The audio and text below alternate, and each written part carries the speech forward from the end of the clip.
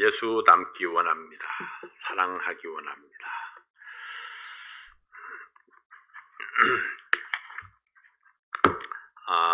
다음 주일이 우리가 선교 헌신 예배여서 어떤 말씀을 전할까 이렇게 생각을 하다가 우리가 선교에 대해서 다시 한번 일깨우는 것이 좋겠다 생각을 했습니다. 그래서 마태복음 28장 18절부터 20절까지 있는 말씀 함께 보시겠습니다.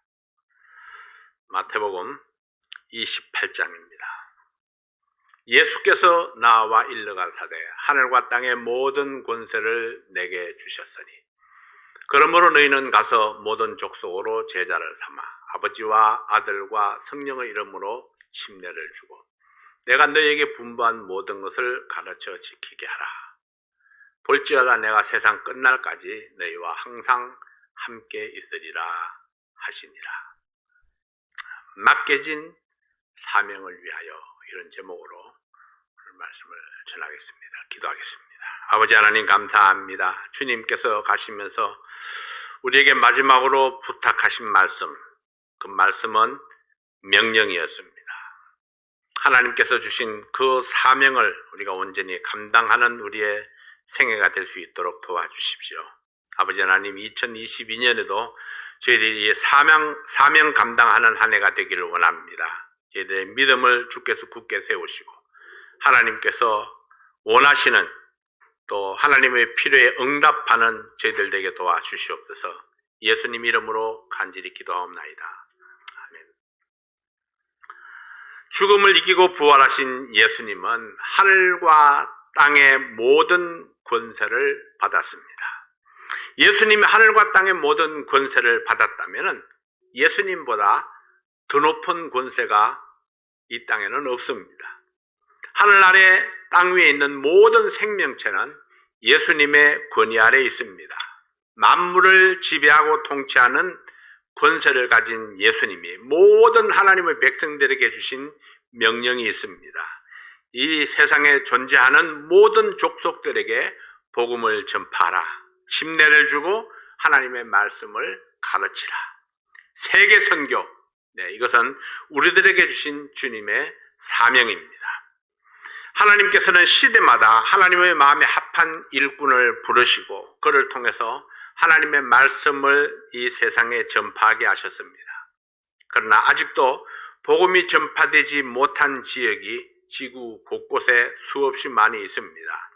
한 번도 복음을 들어보지 못한 사람들, 그리고 교회는 있지만은 또 교회는 다니지만은 아직 한 번도 참 복음을 듣지 못해서 구원에 이르지 못한 사람들이 있습니다. 하나님께서는 한 사람도 잃어버리는 것을 원치 아니하십니다. 모든 사람이 진리에 이르고 구원받기를 원하고 계십니다. 그래서 우리들에게 선교의 사명을 감당하라. 이것은 계속해서 우리에게 일깨워 주시는 주님의 명령입니다. 안디옥 교회는 이방인 선교를 처음 시작했던 교회입니다. 바울과 바나바의 선교 사역을 통해서 교회가 합심했고 기도했고 그들의 필요를 채워서 소아시아 지방으로 파송을 했습니다. 바울과 바나바는 하나님의 부르심에 순종하고 복음을 들고 나갔습니다. 그리고 그들은 복음을 전파해서 곳곳에 교회를 세웠고 하나님의 말씀을 가르쳤습니다. 수많은 대적들이 일어났고 방해 공작들이 있었고 생명의 위협이 있었습니다. 그럼에도 불구하고 선교의 사명을 감당할 수 있었던 것은 하나님의 도우심과 안디옥 교회 성도들의 간절한 기도와 후원이 있었기 때문입니다. 안디옥 교회는 선교를 위해서 기꺼이 헌신했고 기도했습니다. 선교는 우리에게 주신 사명입니다. 이 사명을 감당하기 위해서 우리가 다음 주일에는 선교를 위한 헌신 예배를 드립니다. 우리가 보낸 선교사, 그리고 우리가 이미 후원하고 있는 교회들과 목사님, 신학교, 그리고 또 추가해서 후원할 선교사, 하나님께서는 이들을 위해서 우리의 헌신을 촉구합니다. 오늘 우리는 오늘 주시는 말씀을 통해서 선교의 당위성을 재확인하고 믿음으로 헌신하는, 반응하는 그런 성도들이 될 수 있기를 바랍니다. 첫 번째로 선교는 주님의 명령입니다. 마태복음 28장 19절 말씀에 그러므로 너희는 가서 모든 족속으로 제자를 삼아 이렇게 말씀하셨고, 마가복음 16장 15절에서도 또 가라사대 너희는 온 천하에 다니며 만민에게 복음을 전파하라 하셨습니다. 예수님께서 우리들에게 주신 이 말씀들은 명령으로 주어진 말씀입니다. 명령을 받는 사람에게는 선택권이 없습니다. 이 명령에는 오직 복종만이 있을 뿐입니다. 다시 말하면 세계 선교를 명령받은 우리들에게는 다른 선택이 없습니다. 주님의 명령에 순종하고 내 삶을 통해서 선교의 사명을 감당해야 합니다. 온 천하에 다니며 만민에게 복음을 전파하라. 이것이 우리가 개별적으로 받은 명령이고 주님께서 맡기신 사명입니다. 우리는 모두 주님의 군병이란 말씀했습니다. 상명하복. 군인은 자기 생각과 상관없이 그 명령의 종류에 상관없이 명령이 떨어지면은 복종해야 합니다. 이것이 군사된 자의 책임입니다. 우리는 모두 주님의 선한 군병들입니다. 지역 전도나 세계 선교에 대한 생각이 다를 수 있습니다. 그러나 우리의 생각보다 앞에 두어야 하는 것이 하나님의 생각입니다. 하나님께서는 우리의 생각을 버리고 오직 하나님의 명령에 복종하기를 원하십니다. 세계 선교를 위해서 나가는 사람이나 지역 교회에서 후원하는 성도들이나 모두 다 우리의 생각을 버리고 오직 하나님의 말씀에 순종하라고 말씀을 합니다. 교회가 맡겨진 사명을 잘 감당하기 위해서 필요했던 것이 무엇일까요? 요한복음 17장 20절에서 22절 말씀은 예수님께서 제자들을 위해서 기도하는 말씀입니다. 내가 비옵는 것은 이 사람들만 위함이 아니요 또 저희 말을 인하여 나를 믿는 사람들도 위함이니 아버지께서 내 안에 내가 아버지 안에 있는 것 같이 저희도 다 하나가 되어 우리 안에 있게 하사 세상으로 아버지께서 나를 보내신 것을 믿게 하옵소서. 내게 주신 영광을 내가 저희에게 주었사오니 이는 우리가 하나가 된 것 같이 저희도 하나가 되게 하려 함이니이다. 모든 믿는 사람들을 위한 예수님의 기도입니다. 예수님과 하나님이 하나인 것처럼 모든 성도들이 같은 믿음으로 하나가 되게 해주세요. 세상 모든 사람들이 성도가 하나가 되어서 사명을 감당하는 것을 믿게 해주세요. 이것이 성도를 위한 예수님의 기도입니다. 교회는 그리스도의 몸이요 성도는 그 몸의 지체입니다. 각 지체가 몸에 붙어서 소통이 원활할 때 비로소 그 몸이 성장할 수 있고 힘을 쓸 수 있습니다. 예수님과 하나님이 하나이신 것처럼 구원받은 성도는 예수님과 하나가 되어야 함을 강조했습니다.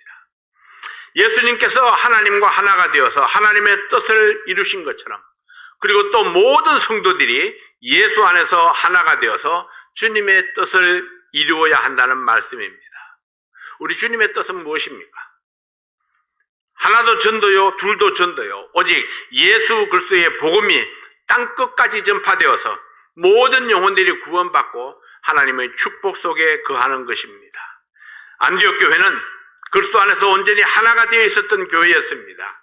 그들 중에는 백인도 있었고 흑인도 있었고 유대인도 있었고 이방인도 함께 있었습니다. 부자들도 있었지만은 가난한 사람들도 있었고, 그러나 그 모든 사람들이 주님을 함께 섬겼습니다. 천한 출신, 귀족 출신이 함께 있었습니다. 본토 사람과 이민자들이 함께 있었습니다. 인종이나 빈부나 신분이나 출신이나 사고방식이나 그 어떤 인간적인 차이를 넘어서서 예수님의 지상 명령을 앞에 세운 교회였습니다. 이 교회가 선교라는 대명제 아래 하나가 되었, 하나 된 그런 성도가 있었기 때문에 하나님 앞에 위대하게 쓰임받을 수 있었습니다. 두 번째로 선교 후원은 주님의 명령입니다. 이사야 6장 8절 말씀에 내가 또 주의 목소리를 들은즉 이르시되 내가 누구를 보내며 누가 우리를 위하여 갈꼬 그때에 내가 가로되 내가 여기 있나이다 나를 보내소서. 사도행전 13장 2절 3절 말씀을 봅니다. 주를 섬겨 금식할 때에 성령이 가라사대 내가 불러 시키는 일을 위하여 바나바와 사울을 따로 세우라 하시니 이에 금식하며 기도하고 두 사람에게 안수하여 보내니라. 하나님께서 선교사로 지원할 일꾼을 찾으셨습니다. 아무도 반응을 보이지 아니하고 침묵을 지키고 하나님의 눈길을 피해서 눈을 아래로 내리깔고 있었습니다. 선교사가 된다는 것은 많은 것들을 포기해야 했기 때문입니다. 고국을 떠나야 했고 부모 형제를 떠나야 했고 편안하고 안전한 삶을 포기해야 했습니다. 어떤 삶이 그들을 기다리고 있을지 예측할 수도 없습니다. 누가 그를 끝까지 책임있게 후원할 것인지 보장도 없습니다.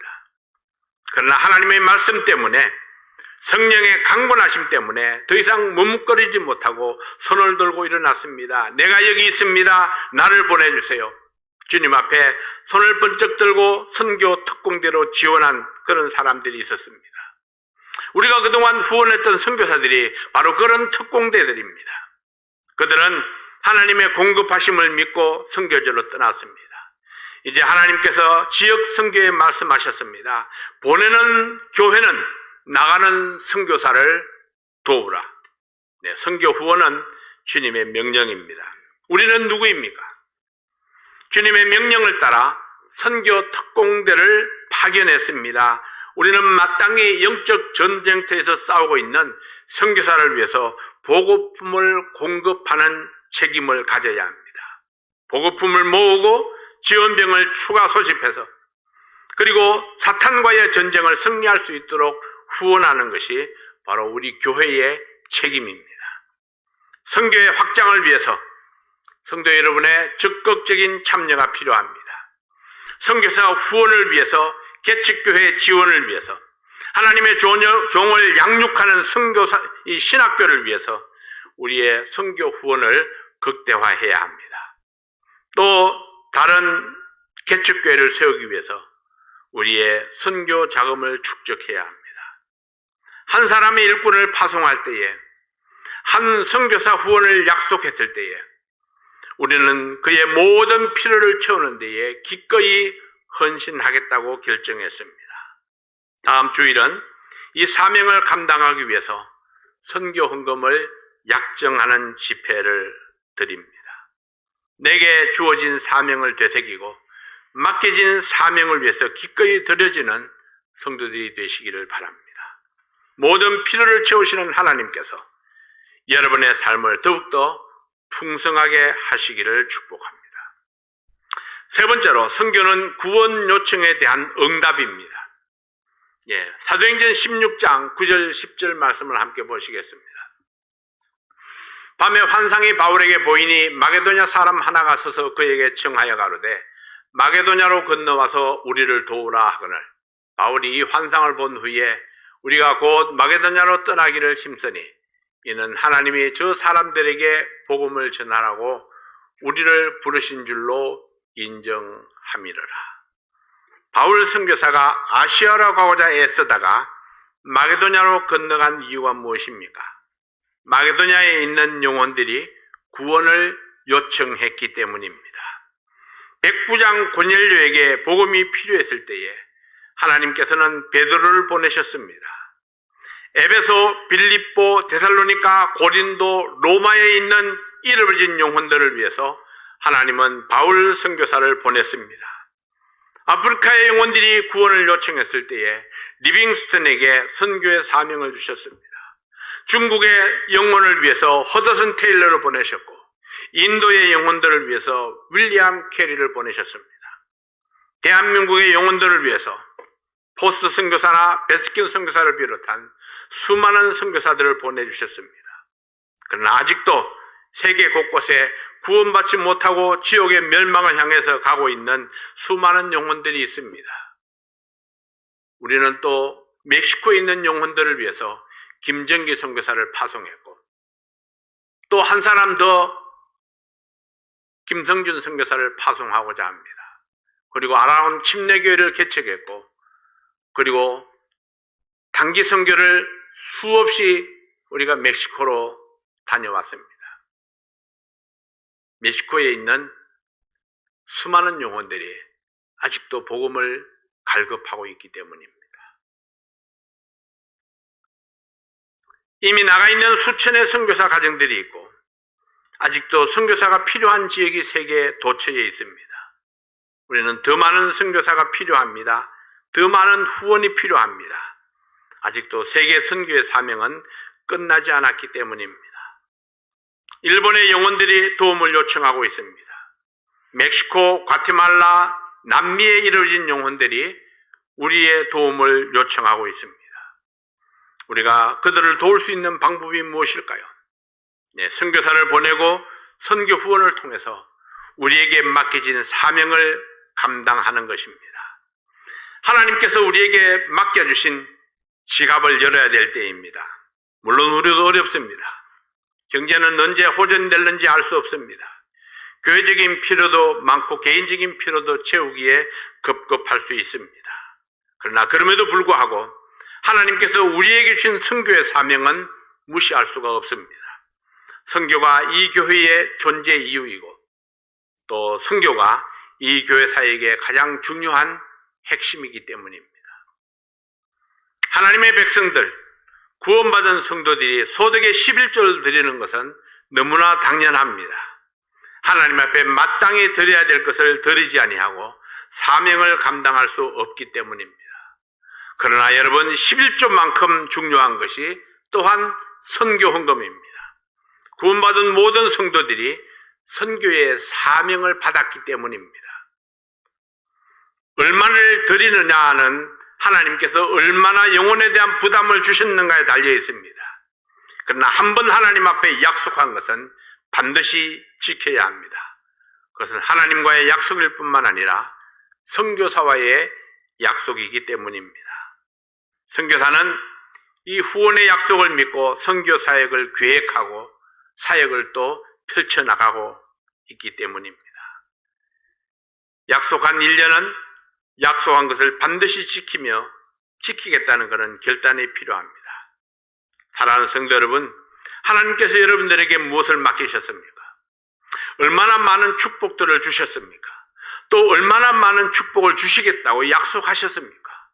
2022년에는 어떤 축복을 받을 것이라고 기대하고 기도하고 있습니까? 여러분은 얼마나 많은 축복을 주실 것이라고 기대하십니까? 우리가 하나님 앞에 풍성하면은 하나님께서도 그 풍성한 대로 우리에게 더욱 갚아주실 것이라고 말씀을 했습니다. 우리가 하나님 앞에 인색하면서 하나님께서는 우리에게 풍성하시기를 기대할 수는 없지 않겠습니까? 믿음으로 결정하고 믿음으로 지켜가는 성도들이 되시기를 바랍니다. 사랑하는 성도 여러분, 우리는 두 방향으로 헌신해야 합니다. 교회 안이 튼튼하지 아니하면은 밖으로 뻗어나갈 힘이 없습니다. 안으로는 교회를 튼튼하게 세우고 밖으로는 복음을 전파하는 선교적 교회가 되어야 합니다. 낡은 교회 건물을 보수하는 것도 필요합니다. 먼저 성도들의 믿음을 굳게 세워야 합니다. 밖으로는 선교 후원, 안으로는 교회 사역을 위해서 헌신하는 성도들이 되시기를 바랍니다. 이 시간에는 우리가 기도 제목들을 두고 함께 좀 기도하는 시간을 가지기를 원합니다. 우리의 개척교회인 소망침례교회와 김형규 목사님을 위해서 계속 기도해 주십시오. 이런 때에 작은 교회일수록 더 어려움이 있습니다. 우리의 개척교회, 우리 멕시코의 아라곤 침례교회와 살바도르 사역자를 위해서 기도해 주시기 바랍니다. 그리고 우리의 파성 선교사인 김정기 선교사와 가족들을 위해서, 또 일본을 위한 선교사 박점덕 선교사와 박지미 선교사를 위해서 기도해 주십시오.